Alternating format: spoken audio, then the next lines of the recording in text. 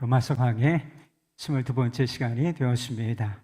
요즘 많이 부르는 찬양 중에 행복이라고 하는 제목을 가진 찬양이 있습니다. 오늘 예배를 시작할 때 첫 찬양으로 드린 찬양이기도 합니다. 가사가 이래요. 화려하지 않아도 정결하게 사는 삶, 가진 것이 적어도 감사하며 사는 삶, 내게 주신 적은 힘 나눠주며 사는 삶, 이것이 나의 삶의 행복이라오. 눈물 날 일 많지만 기도할 수 있는 것, 억울한 일 많으나 주를 위해 참는 것, 비록 작은 짧은 삶 주 뜻대로 사는 것, 이것이 나의 삶의 행복이라오. 이것이 행복이라오. 세상은 알 수 없는 하나님 선물, 이것이 행복이라오. 하나님의 자녀로 살아가는 것, 이것이 행복이라오. 여러분은 하나님의 자녀로 사는 이 행복을 누리며 사십니까? 오늘 말씀이 증언하고 있는 것도 이 하나님의 자녀로서의 삶의 행복, 바로 그것인 것입니다. 지난 강의에서 우리는 성령께서 우리 안에 오셔서 하시는 사역에 관해서 살펴보았습니다. 그리고 우리가 어떻게 성령의 인도하심에 반응해야 하는가라고 하는 것도 함께 살펴보았습니다. 성령께서 우리가 믿을 때에 우리 안에 오시게 되는데 어떤 사역을 하시지요? 우리 안에 오서 죄로 말미암아 죽었던 우리의 영혼을 살리시고 우리에게 생명을 주신다라고 하는 것입니다. 그리고 그럴 뿐 아니라 떠나지 아니하시고 우리 안에 계속 내주하시면서 우리의 삶을 인도하시는데 어디로 인도하시느냐? 거룩함으로 인도하신다라고 말씀을 드렸습니다.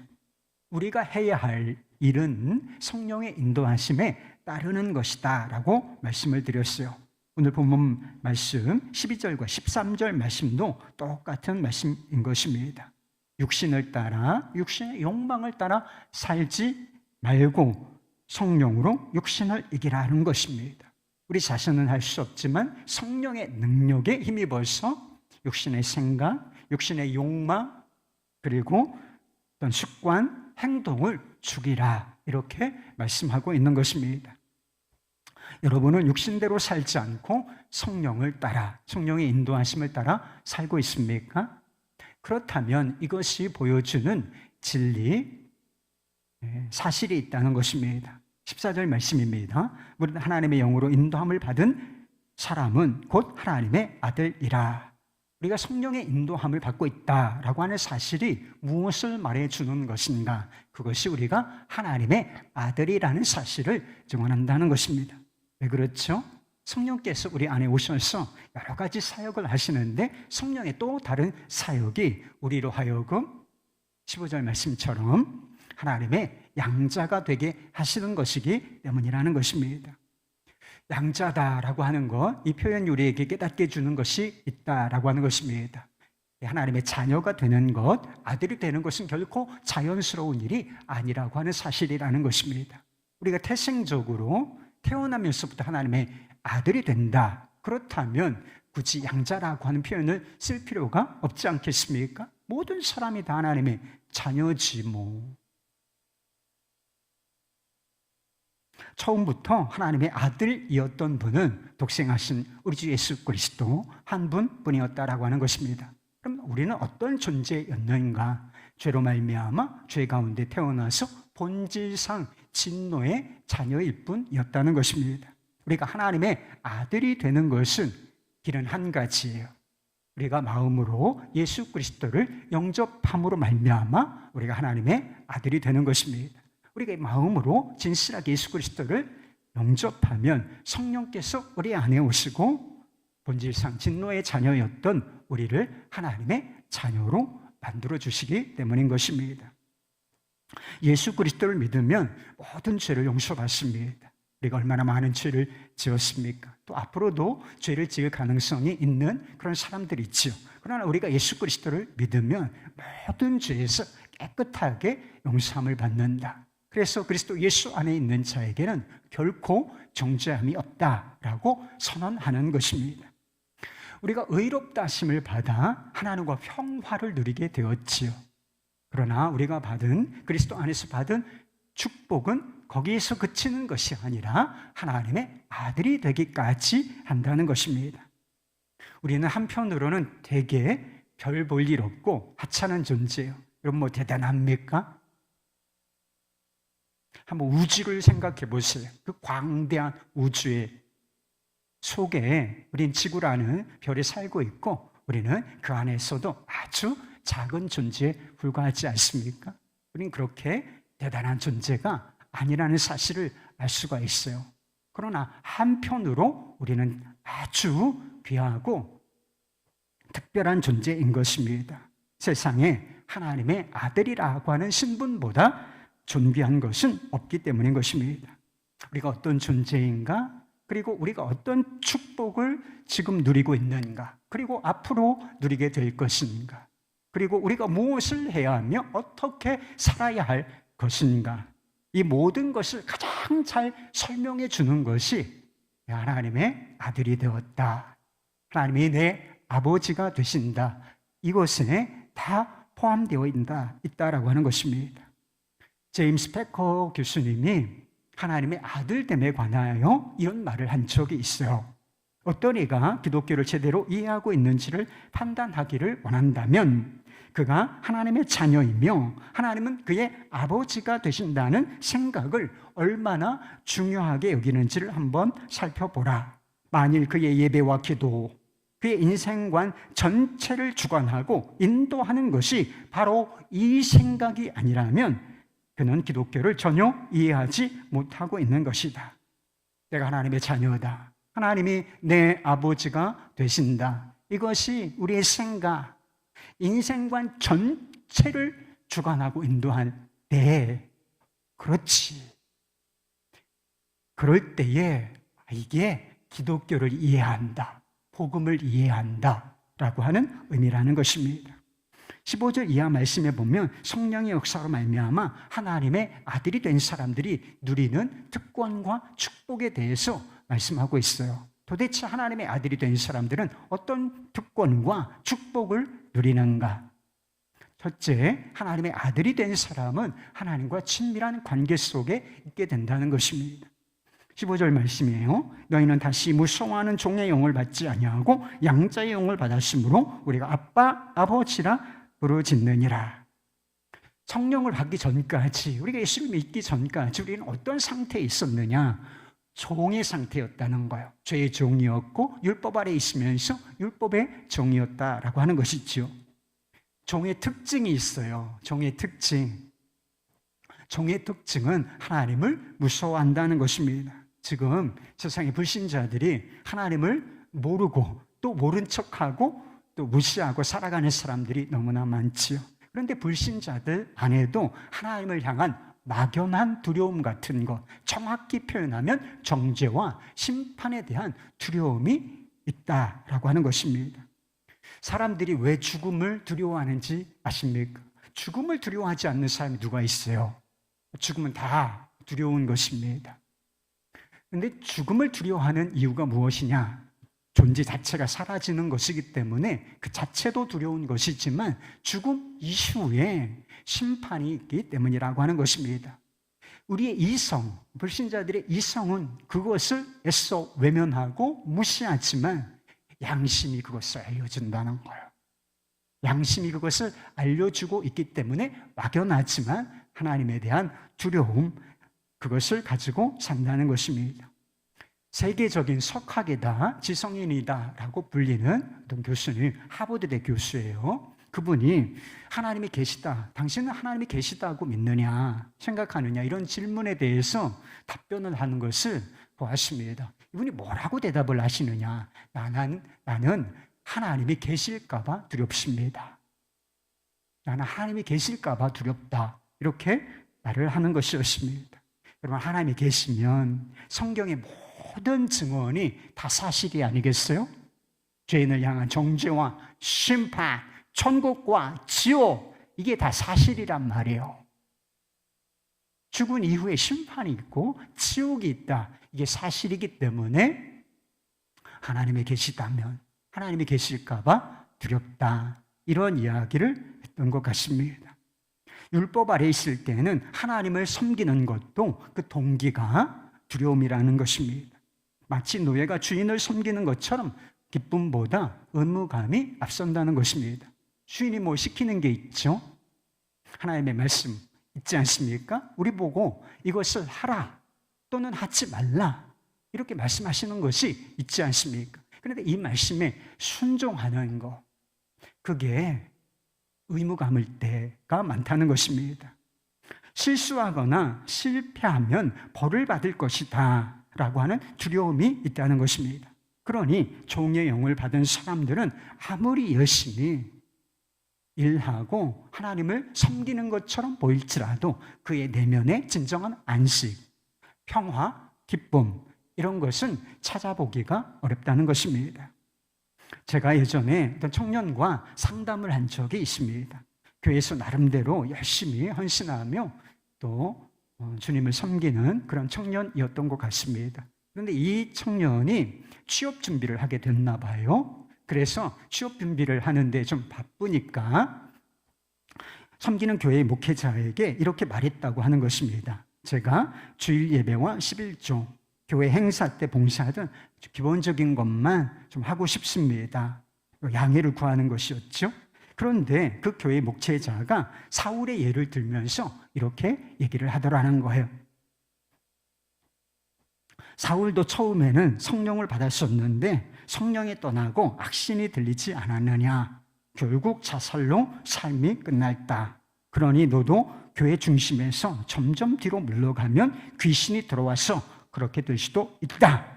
한 번 구원을 받았지만 그 구원이 취소될 수도 있다. 이렇게 말하더라고 하는 것입니다. 그래서 고민이 돼서 저한테 상담을 요청한 것이었습니다.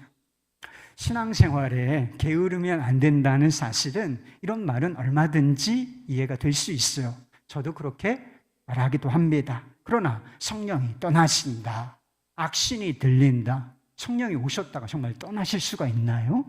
그리고 귀신 들리고 악신이 들린다, 그리고 한 번 받았던 이 구원이 취소될 수 있다. 정말 우리가 이전보다 덜 열심히 신앙생활을 하면 정말 이런 일이 벌어지는 것입니까?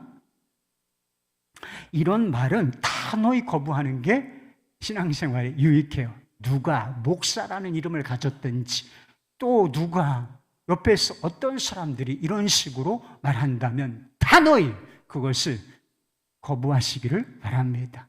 이것이 전형적으로 종의 영에 속한 말이고 종의 영에 속한 두려움으로 사람을 조종하려고 하는 말이기 때문이라고 하는 것입니다. 그리스도인들도 하나님에 대한 두려움이 필요해요. 여러분, 우리가 하나님을 두려워할 줄 알아야 하는 것입니다. 그러나 그리스도인들에게 필요한 두려움은 무서움이 아니라 경건한 두려움이라는 것입니다. 경외심이라고 말하는 것이지요. 그러나 성령을 받은 사람은 기본적으로 하나님을 어떻게 느끼는가? 친밀하게 느낀다라고 하는 것입니다. 하나님을 아주 가까이 느낀다라고 하는 것입니다. 왜냐하면 종의 영이 아니라 아들의 영을 받아 아들이 되었기 때문이라고 하는 것입니다. 양자의 영을 받은 사람은 하나님을 아빠, 아버지라 부르짖는다. 그렇게 말씀하고 있습니다. 이 아빠라고 하는 단어는 아람어인데 우리 발음하고 거의 비슷해요. 아빠, 아빠. 이 아빠라고 하는 단어는 어린아이가 아버지를 친근하게 부르는 호칭인 것이죠. 저희 딸들이 제법 컸어요. 이제 고2 중3 이렇게 되니까 제법 컸는데도 저를 아버지 이렇게 부르지 않고 아빠 이렇게 부릅니다. 아빠라고 하는 이 이름, 호칭은 대단히 많은 의미를 포함하고 있어요. 어떤 의미? 아버지에 대한 애정과 친밀함과 그리고 꼭 붙어있는 신뢰, 이것을 다 포함하고 있는 부름, 호칭, 그것이 바로 아빠인 것입니다. 특별히 부르짖는다라고 하는 표현을 주목해 보시기 바랍니다. 부르짖음이라고 하는 것은 단순히 이론이나 교리적인 지식을 말하는 것이 아닌 것입니다. 성경을 보니까 하나님을 아버지라고 한다, 예수를 믿는 사람은 그렇다고 한다. 이런 정도를 의미하는 것이 결코 아니라고 하는 것입니다. 이것은 우리 영혼 깊은 곳, 내면 깊은 곳에서 터져나오는 고백이요 외침이라고 하는 것입니다. 그래서 종교개혁자인 마틴 루터가 이 아빠라고 하는 단어를 이렇게 설명한 적이 있습니다. 이것은 작은 말 한마디에 지나지 않지만 그럼에도 모든 것을 포함한다. 아빠는 입이 말하는 것이 아니라 가슴으로 말하는 것입니다. 그리스도를 인해 나는 당신의 자녀이고 당신은 나의 아버지가 되십니다. 이 작은 말 한마디가 이 세상의 모든 뛰어난 웅변가들의 말보다 뛰어납니다. 하나님을 바라보고 아빠, 아버지, 이게 그냥 어마어마한 의미를 내포하고 있고 세상의 모든 웅변보다, 지식보다 뛰어나다, 이렇게 말하고 있는 것입니다. 여러분은 하나님을 아빠, 아버지라 이렇게 부르짖고 계십니까? 머리만이 아니라, 이성만이 아니라 가슴으로 하나님을 아버지라, 하나님의 아버지 되심을 알고 계신가 묻는 것입니다. 16절 말씀에도 놀라운 표현이 나오는데 성령께서도 우리 영과 더불어서 우리가 하나님의 자녀임을 증언하신다, 이렇게 말씀하고 있어요. 이것이 무엇이냐? 너는 하나님의 자녀다. 너는 하나님의 자녀야. 이거 속에서 우리를 향하여 그렇게 증거를 해주시는데, 이런 역사가 일어나게 되면 우리는 내적인 확신이라고 하는 것을 갖게 되는 것입니다.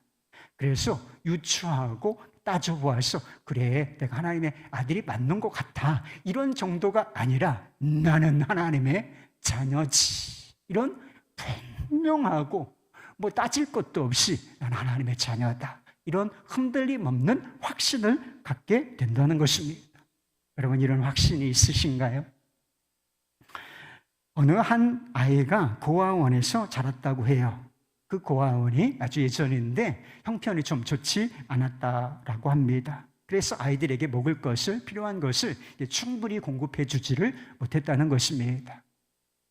그래서 먹을 것이 주어지는 날이면 아이들이 이 조금 더 큰 빵, 많은 빵을 먹기 위해서 애를 쓰고, 특별히 어떻게 했느냐 하면 아이들이 빵을 몇 개씩 받아다가 자기 주머니에 또는 자기 방에 이렇게 숨겨놓는 일을 했다는 것입니다. 왜?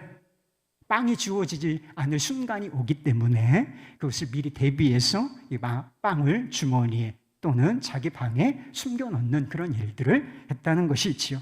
그런데 이 아이가 어느 날 부유한 가정에 입양이 되었다는 것입니다. 엄마 아빠가 생겼어요. 엄마라 아빠라 부를 사람이 생겼고, 엄마와 아빠가 거주하는 이 좋은 집에서, 좋은 환경에서 살 수가 있게 되었습니다. 식사 때마다 전에는 이 아이가 한 번도 먹어보지 못했던 이런 좋은 음식들이 상에 차려져 나와서 그것을 먹을 수 있게 되었다는 것입니다. 이 아이는 더 이상 부족함이 없게 된 것이었습니다. 그런데 어느 날 아이가 학교에 가게 되고 엄마가 이 아이의 방을 정리하기 위해서 이 방에 두루 이렇게 살펴보는데 깜짝 놀라는 일이 일어났다는 것입니다. 어떤 일이 있었겠어요? 아이가 방 곳곳에 빵을 숨겨둔 것을 발견하게 되었기 때문에 놀랐다는 것입니다. 왜 이 아이가 빵을 숨겨두었는지 아빠 엄마가 물었어요. 왜 빵을 너 숨겨두었니? 아이가 엄마 아빠가 더 이상 자기에게 좋은 것을 주지 않을지도 모른다. 호의라고 하죠. 엄마 아빠가 더 이상 나에게 호의를 베풀어 주지 않을지도 몰라. 이런 생각 때문에 먹을 것을 이렇게 예전처럼 고아원에 있을 때처럼 숨겨두었다라고 말했다는 것입니다. 아빠와 엄마는 아이에게 그런 일은 절대로 없을 것이다 라고 말해 주었습니다. 우리는 언제까지나 너에게 먹을 것을 줄 것이고 내가 필요한 것을 채워줄 것이며 그리고 너를 언제까지나 보호해 줄 것이다, 이렇게 설득해야 했다는 것입니다. 하나님을 아버지다, 내 아버지다 라고 생각하시면서도 여러분도 이 아이처럼 숨겨둔 거 있어요? 뭐 이렇게 많이 숨겨도 이 아이처럼 행동하는 것은 아니십니까? 아직 하나님을 아빠, 아버지라 부르짖고 있는 상태는 아닌 것이죠. 하나님의 자녀다, 이런 분명한 내적 확신 상태에 있지는 못한 것입니다. 예수님께서 마태복음 6장에서 유명한 말씀 하시죠. 염려하지 마라. 염려하지 마. 제발 염려하지 말라. 그 대신 염려하지 않으면 어떻게 살아야 돼요? 너희는 먼저 그의 나라와 그의 의를 구하라. 그리하면 이 모든 것, 너희에게 필요한 이 모든 것을 더하여 주시리라. 이렇게 말씀을 하셨지요. 여러분, 누가 도대체 염려하지 않고 하나님의 나라와 의를 구하며 그 나라를 중심으로 살 수가 있겠습니까? 저 하나님이 기뻐하시는 이 선교와 구제와 또 그리고 교회를 위해서 내가 가진 것, 하나님이 허락하신 삶의 자원들, 이런 것들을 드리며 섬기며 주의 나라를 위하여 살 수 있겠는가? 안정된 직장을 가진 사람, 그리고 아주 대단한 사업체를 가진 사람이 그렇게 살 수 있겠습니까? 아주 부유하고 많은 돈을 가진 사람이 그렇게 살 수 있겠나요? 보험을 여러분 몇 개 들어두었습니까? 보험을 10개, 20개 이렇게 아주 많이 들어둔 사람이 염려 없이 그 나라를 위하여 살 수 있겠습니까? 아니에요. 돈이 아무리 많아도, 그리고 직장이 아무리 튼튼해도 종의 영을 가진 사람, 고아의 마음을 가진 사람은 결코 염려를 중단할 수가 없다는 것입니다. 아무리 많아도 늘 근심, 늘 불안, 두려움 속에서 사는 인생이 될 뿐이라고 하는 것입니다. 예수님께서 염려하지 말라고 말씀하시면서 이유를 제시해 주셨다니까요. 마태복음 6장 32절 말씀, 너희 하늘 아버지께서 이 모든 것이 너희에게 있어야 할 줄을 아시느니라. 염려를 멈출 수 있는 사람이 누구예요? 오직 한 종류의 사람밖에는 없다라고 하는 것입니다. 하나님을 내 아빠, 아버지라 부르짖는 사람, 내가 하나님의 자녀다 라는 이 분명한 내적 확신을 가지고 있는 그 사람만, 머리로 따져서가 아니라 나 하나님의 자녀지 뭐, 이게 너무나 당연시되는 사람, 그리고 그 믿음 안에서 사는 사람만 염려를 중단하고 하나님의 나라와 의를 구하는 삶을 살 수 있는 것입니다. 어떤 경우에도 자녀를 향한 하나님 아버지의 사랑과 관심과 자비, 이것은 중단되지 않습니다. 아버지는 자녀들에게 좋은 것을 주지요. 하나님의 공급하심, 보호하심, 이것은 절대로 중단되는 법이 없는 것입니다. 이걸 확신한다면 빵을 가지고 싸우거나 그리고 빵을 염려하여 숨겨둘 필요가 있겠습니까? 하나님의 아들이 된 사람이 누리는 두 번째 특권은 하나님의 상속자가 된다는 것입니다. 17절 말씀, 자녀이면 또한 상속자, 곧 하나님의 상속자요 그리스도와 함께한 상속자니 우리가 그와 함께 영광을 받기 위하여 고난도 함께 받아야 할 것이니라. 지금도 입양이라고 하는 제도가 있지만 로마 시대에도 입양이라는 제도가 있었어요. 아주 흔한 일이었습니다. 로마의 황제가 된, 최고 권력자가 된 사람 중에도 양자 출신이 있어요. 여러 명 있습니다. 잘 살펴보면. 그런데 왜 입양을 하게 되는 것인가? 되게 부유한 사람인데 아들이 없는 것입니다. 아들이 없다는 것은 그 당시 어떤 의미였느냐? 지금 딸에게도 상속을, 유업을 물려주지만 그 당시에 이 상속은 아들에게 해당되는 일이었어요. 그래서 아들이 없다라고 하는 것은 상속자가 유업을 이을 자가 없다라고 하는 뜻과 같은 것이었습니다. 이때 아들을 입양하고 상속자로 세워서 유업을 물려주기 위하여 이런 일을 했다라고 하는 것입니다. 성령의 인도함을 받는 사람, 하나님의 딸이라. 여러분, 우리가 남자도 있고 여자도 있는데 여자들 좀 불쾌하십니까? 하나님의 아들이라고 되어 있잖아요. 이렇게 하나님의 아들이라고 표현하고 있는 것은 여성들을 무시해서가 아니라 이 당시에 이 상속자, 아들이 상속을 받게 되는데 이 상속자의 특권을 표현하기 위해서 우리가 성령을 모시고 있을 때 그 사람은 하나님의 아들이 된다, 상속자가 된다라고 표현한 것입니다. 지금 우리가 상속자의 신분을 가지고 있습니다. 하나님의 아들이 되었으니 그리스도와 공동 상속자가 되었습니다. 신분이 그렇지만 실제 상속은 언제 이루어지는가? 미래에 있을 일이라는 것입니다. 우리가 미래에 무엇을 상속받게 되겠습니까? 로마 황제의 아들로 입양되었다면 그가 무엇을 물려받게 될지 한번 생각해 보시기 바랍니다. 로마 황제인데 아들이 없어서 내가 로마 황제의 아들로 입양되어서 상속자의 신분을 갖게 되었습니다. 그러면 도대체 무엇을 물려받게 될 것인가? 그 무엇이 아니라 로마라는 나라 자체를 물려받게 될 것이 아니겠습니까? 우리가 그리스도와 함께 아버지로부터, 하나님 아버지로부터 상속받을 그 나라가 바로 하나님이 통치하시는 하나님의 나라인 것입니다. 이 나라가 얼마나 영광스럽고 이 나라가 얼마나 부요한 나라인지는 요한계시록에 잘 묘사되어 있습니다. 그러나 사실 이 묘사도 너무나 불충분해요. 우리 언어가 불충분하고 우리의 이해력이 불충분하기 때문에 최상급으로 이 나라는 너무나 부요하고 이 나라는 너무나 아름답고 이 나라는 너무나 영광스러운 나라이다 라고 설명을 해둔 것일 뿐인 것입니다. 우리가 하나님의 자녀라고 하는 정체성을 가지고 있다면 불편한 진실이지만 우리가 받아들여야 할 것이 있습니다. 우리의 삶에, 우리의 미래에 기쁨과 영광만 주어지는 것이 아니라 고난도 함께 있을 것이다 라고 하는 사실입니다. 세상에 태어나는 존재하는 모든 사람들이 어쩔 수 없이 당하는 고난이 있어요. 늙고 병들고 또는 인생에 얼마나 많은 문제가 있나요?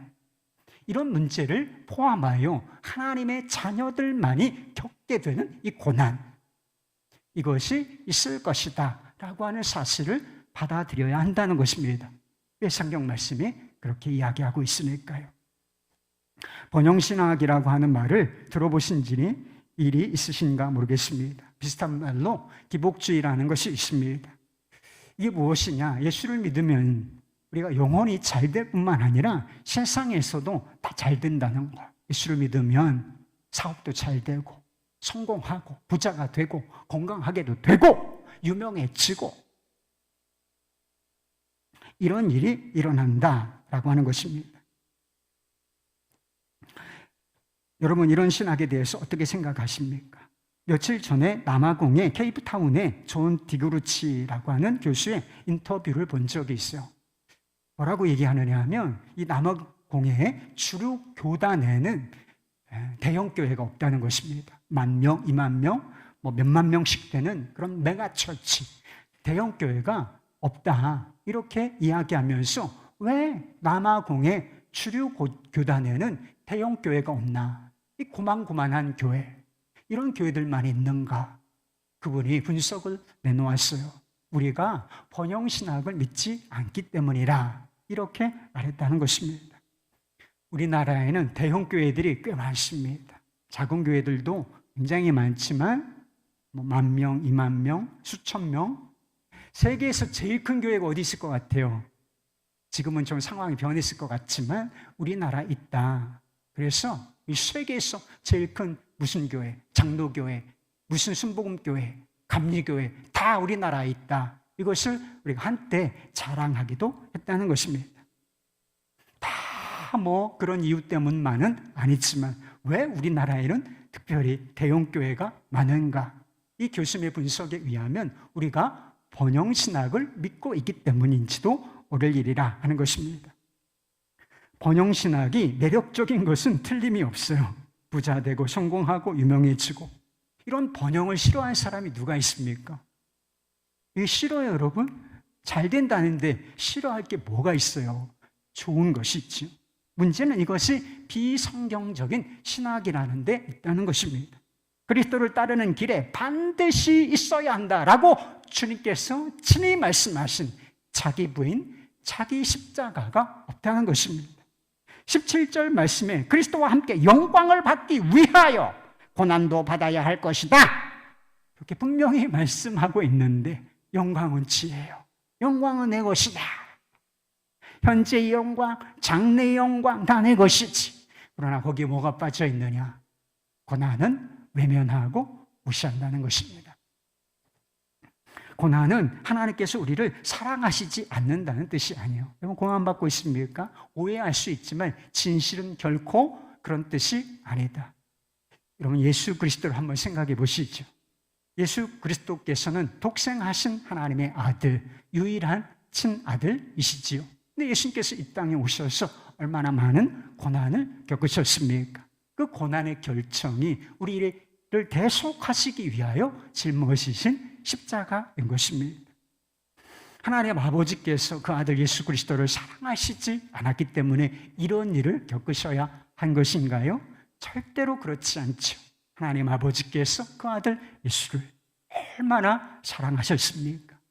예수님께서 이런 고난을 당하신 것은 하나님 아버지의 뜻, 그분의 영광을 성취하기 위하여 그리 하신 것입니다.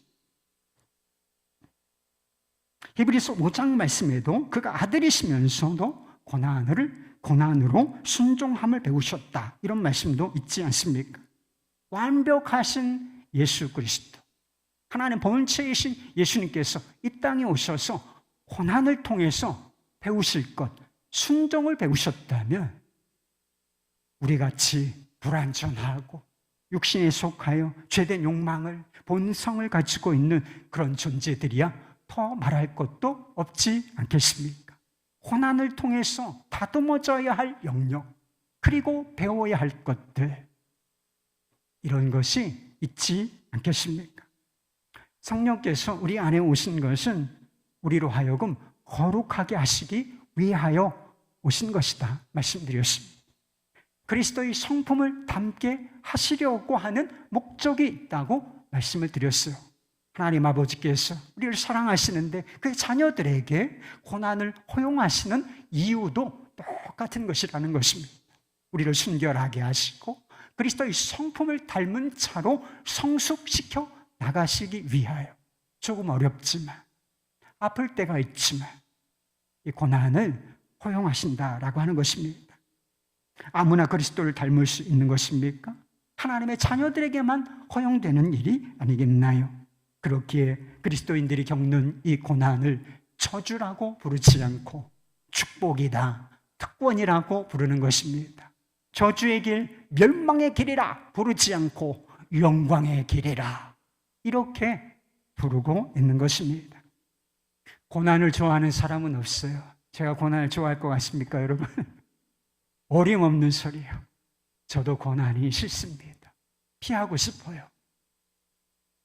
그러나 어쩔 수 없이 부딪혀야 하는 것이, 그것이 우리의 인생 가운데, 하나님의 자녀들 가운데 있을 수밖에 없다라고 말씀하셨어요. 그런데 내가 하나님의 자녀고 하나님이 나를 사랑하신다, 아버지 내 아버지시다, 하나님이 나를 너무 사랑하신다, 이런 우리가 확신 가운데 간다면 이런 고난도 이겨낼 수 있지 않겠습니까? 미국 테네시 주의 한 작은 마을에 벤 후퍼라고 하는 이름을 가진 아이가 태어났다는 것입니다. 그는 아버지가 누구인지 모르는 사생아 출신이었습니다. 이 작은 마을에서 아버지가 누군지를 모른다라고 하는 것은 오명이었습니다. 그 소년이 제일 두려워하는 질문 하나가 있었는데, 그것은 내 아버지가 누구시냐라고 하는 질문이었대요. 사람들 그 질문을 할 때 소년은 머리를 숙이고 당황스러워했습니다. 왜냐하면 자기는 진짜 자기 아버지가 누구인지를 몰랐기 때문이라는 것입니다. 소년이 12살쯤 되었을 때 그 작은 마을에 교회가 있었는데 그 교회에 목사님이 새로 오셨다라는 소식이 들렸고, 그 목사님에 관해서 좋은 소문이 들렸다는 것입니다. 그래서 엄마와 함께 손을 잡고 이 아이가 교회 나가기 시작했고 예배를 드리기 시작했다라고 하는 것입니다. 그런데 어느 날 예배를 드리고 나오는데 목사님이 교회 바깥에 서서 사람들에게 인사를 건넸습니다. 목사님이 아이의 엄마와 인사를 했고 12살 된 이 소년 벤 후퍼를 쳐다보았습니다. 그리고 그 소년이 제발 물어보지 않았으면 하는 그 질문을 했다는 것이죠. 아빠가 누구니? 그 순간 아이의 엄마는 당황스러워했고 아이는 고개를 숙일 수밖에 없었습니다. 그리고 그 장면을 쳐다보고 있던 사람들 사이에서는 무거운 침묵이 흘렀다는 것입니다.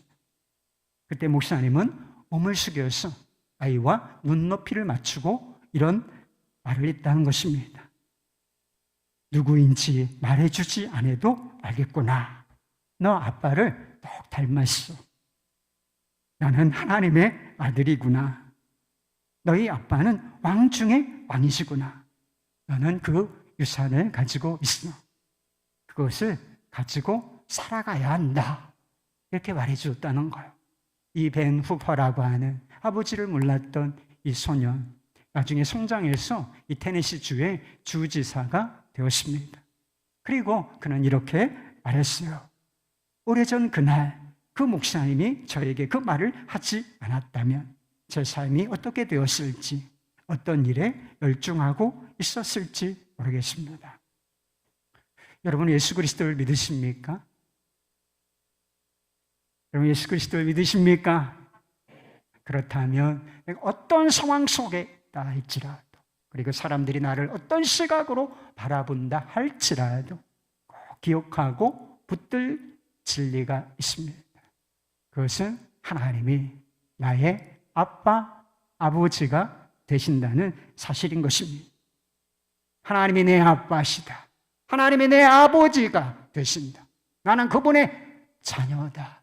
이것 하나가 분명하면 우리가 어떤 상황 속에서도 우리는 잘 살아낼 것입니다. 그리고 고난과 역경에도 불구하고 그것을 통과하며 아름답고 성숙한 열매를 삶 가운데, 인격 가운데 맺어내게 될 것입니다. 화려하지 않아도 정결하게 사는 삶, 가진 것이 적어도 감사하며 사는 삶, 내게 주신 작은 힘 나눠주며 사는 삶, 이것이 나의 행복이라오. 눈물 날 일 많지만 기도할 수 있는 것, 억울한 일 많으나 주를 위해 참는 것, 비록 짧은 작은 삶 주 뜻대로 사는 것, 이것이 나의 행복이라오. 하나님의 자녀로 사는 것, 이것이 행복이라오. 우리 모두, 여기 있는 모든 분들이 하나님의 자녀로 살아가는 진 행복을 누리실 수 있기를 우리 주 예수 그리스도 이름으로 축원합니다. 할렐루야!